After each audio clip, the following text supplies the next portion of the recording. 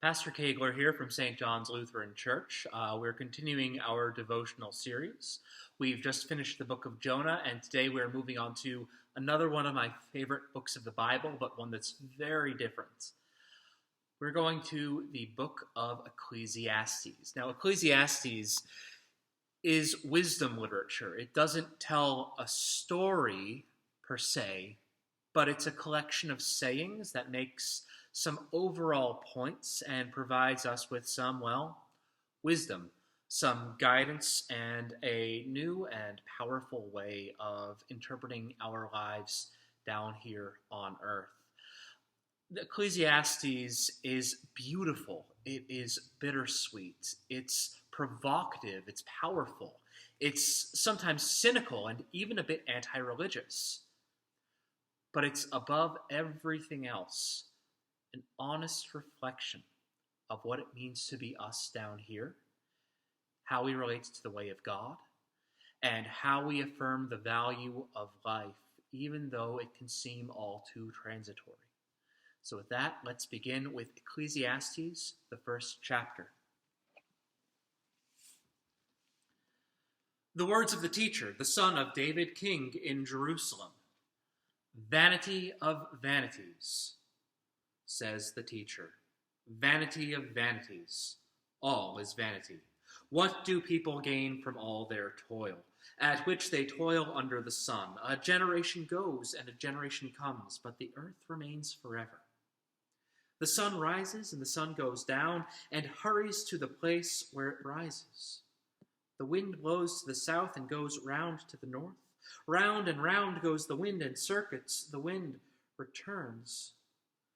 All streams run to the sea, but the sea is not full. To the place where the streams flow, there they continue to flow. All things are wearisome, more than one can express.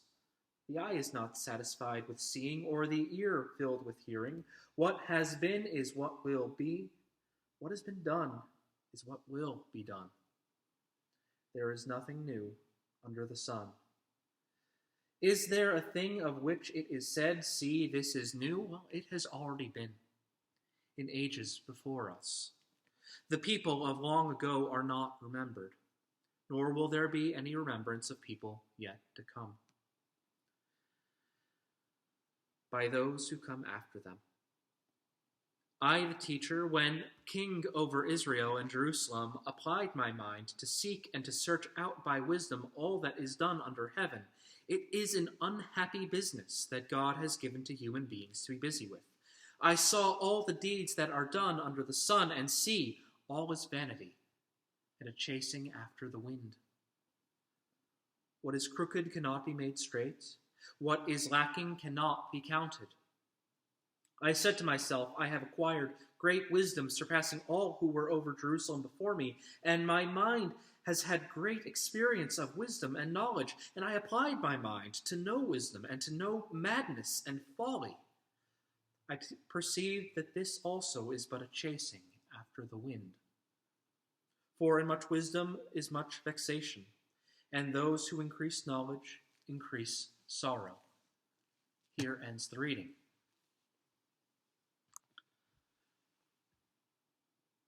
As we get started, I want you to think about the writing of this book. You remember how in our devotions on Jonah, one of the really important things that got revealed right at the end is that the book of Jonah was written by Jonah? That the book of Jonah itself is Jonah's response to God, Jonah's response to mercy. And in that, it shows that this is the framework of the entire book of Jonah. Jonah shows us a way that we can tell our own story, but Ecclesiastes sets itself up in the beginning a little bit differently. Ecclesiastes shows us a way that we can reflect on what our teachers have taught us.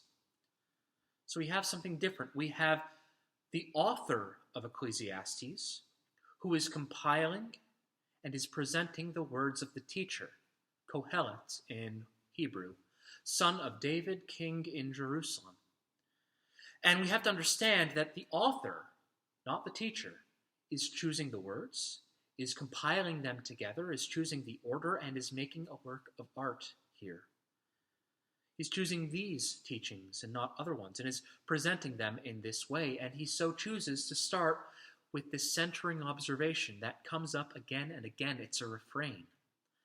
Vanity of vanities. All is vanity. When we use the word vanity in English, we usually use it in this sense of conceitedness, right? But there's another meaning that's going on here. Consider the phrase, all of my efforts were in vain. They're futile. That's a little bit closer to what the Hebrew word is, but even that isn't quite adequate.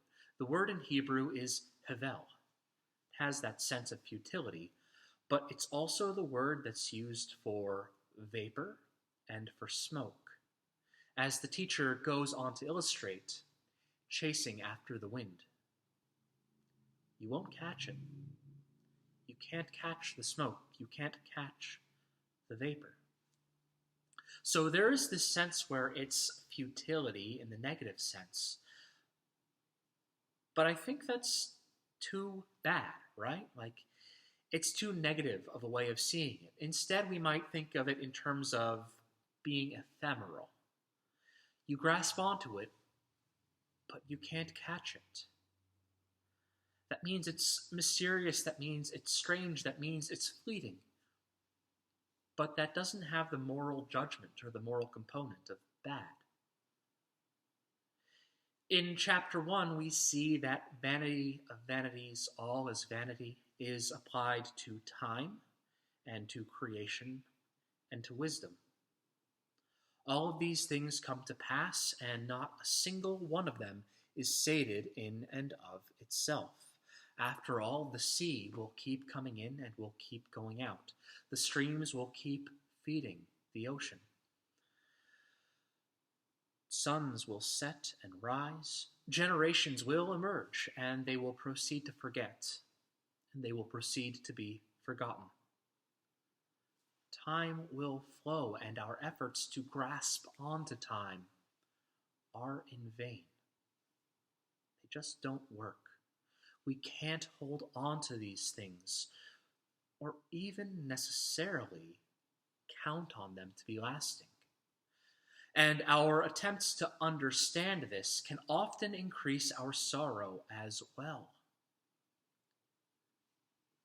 That's not really the most positive or uplifting message to start with, is it?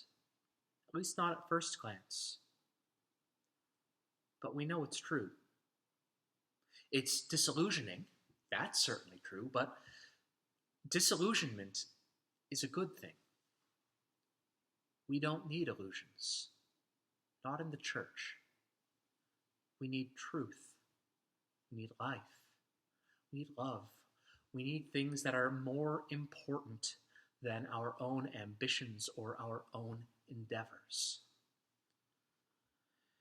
And that's where the beauty begins. Here's the beauty that both the author and the teacher are setting us up to understand. They're setting us up to start thinking that these things aren't the point, that we're thinking about the world in the wrong way. Because all of those things are good, it's good to have memory, it's good to be remembered. Legacies are wonderful, and there is great beauty in the world. There's great beauty in life, too. But in recognizing the shortcomings of what's around us and the transitoriness of what's around us, the fleetingness that we experience on earth, also invites us to be free from them and to find something more perfect and more true and more valuable. Indeed, to discover and to be discovered. So what are you pursuing in your life? Are you doing so freely, or because your pursuit actually controls you? And if it's revealed that it doesn't really matter in the end, would you still pursue it? As the teacher starts tearing down our idols, tearing down our toil and our struggles, He'll also start to reveal the things that are of true value.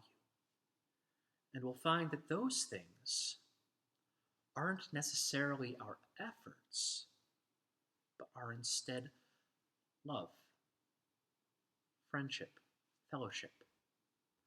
But that's a little bit of a spoiler. We're going to talk more about that in the weeks to come. And from there, we start our reading of the Book of Ecclesiastes. See you next time. Amen.